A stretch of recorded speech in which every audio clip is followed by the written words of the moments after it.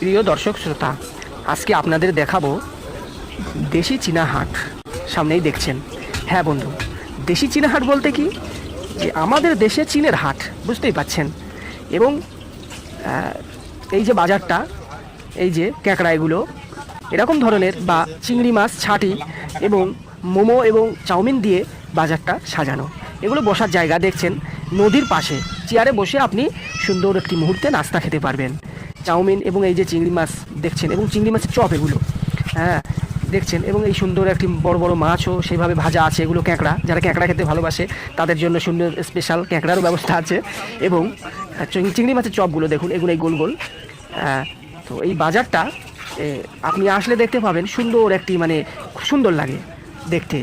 আপনার যারা ক্যাঁকড়া দিয়ে মোমো খেতে ভালোবাসে তাদের জন্য স্পেশাল ক্যাঁকড়া দিয়ে মোমোরও ব্যবস্থা আছে।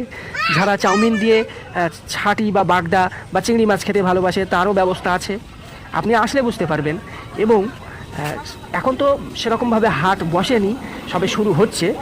মানে আরও সময় একটু গেলে আরও সুন্দর সুন্দর খাবার এখানে তৈরি করা হয় মাছের উপরে। মাছ দিয়ে আপনি পাবেন, অনেক রকমের মাছ পাবেন, যেহেতু এখানে সমুদ্র আছে, নদী আছে, যেটা হলো তিস্তা নদী। এই যে দেখুন, প্রচুর চওড়া, এটা হলো ব্রিজ। হ্যাঁ, তো সুন্দর একটি দৃশ্য।